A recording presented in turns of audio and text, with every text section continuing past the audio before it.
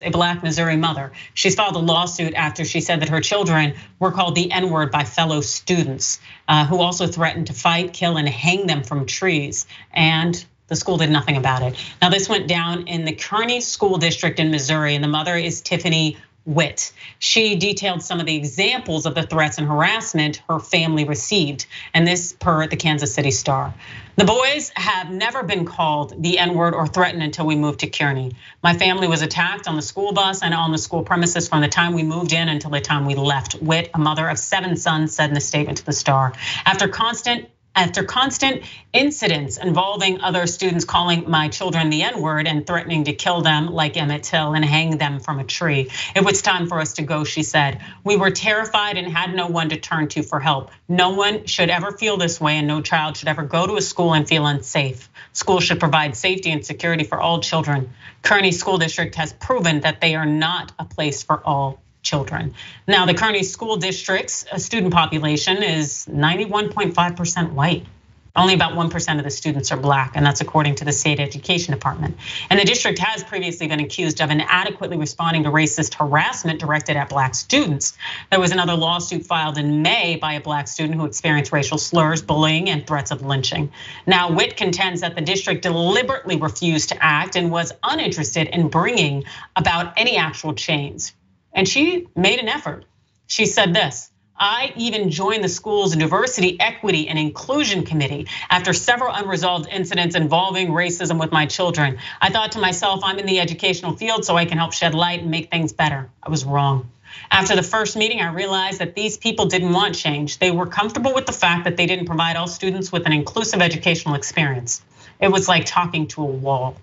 Now, Kearney officials said they cannot comment on pending federal litigation, but their spokesman, picture here, Ray Weichel, offered a brief statement. He told the Star that we are certainly aware that we need to continue to ensure that we are serving all students no matter what, and that we're providing those outstanding educational experience, and that they're able to attend classes in schools that are nurturing and safe and welcoming for all students. That's a baseline for us. And that's work that we are going to continue to address, both within our schools and also in partnership with our community as a whole. Yeah, let's talk about that community, because those kids didn't just pop out of the womb, being little Klan members.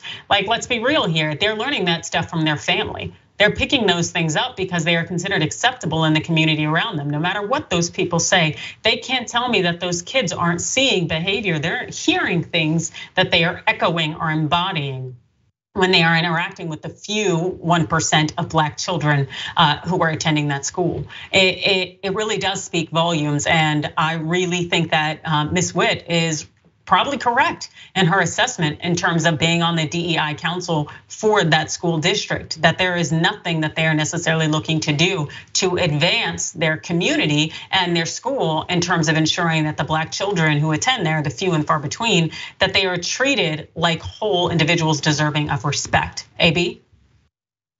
I think this is why it's really important to have equity, inclusion, right, and diversity, not just in our schools, but in our higher, and where we have higher level education, right, and in those positions in those offices, because these type of people get comfortable in the space that they're in, they think it's okay.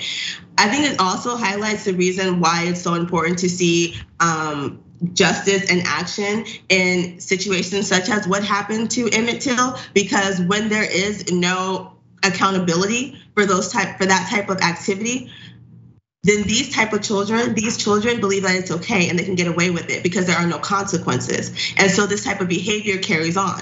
This is another reason why teaching students about critical race theory is important, so that you understand what these type of actions lead to long term, how you are making people feel, and how to integrate in society. The reality is that in America, our population is mixed. You're gonna see Black kids, white kids, Latino kids, people from all nationalities, backgrounds, cultures. We have to start teaching our kids how to handle that and deal with that. Unfortunately, we have adults that don't agree that other people should have the same type of respect and feel included in where they get their education. But there's enough of us that do and understand that. We need to continue to put the work in to make sure that these type of things change. I am so happy that this mother took proactive action and try to do her best to advocate for her children, because we don't see that a lot. A lot of times we see parents just give up because it's so frustrating and it's damaging to children and it's damaging to our culture. But I'm glad that she at least tried to make the effort to make a change, but now we see the real. They don't want change. So we have to find another way to be proactive. Absolutely, and I hope she filed a complaint with the Civil Rights Unit of the local U.S. Attorney's Office Civil Division, a division that I worked in New York, and I know that her state will have a division. And of course, I'm sure they're very busy considering all the nonsense that Missouri gets into when it comes to race relations.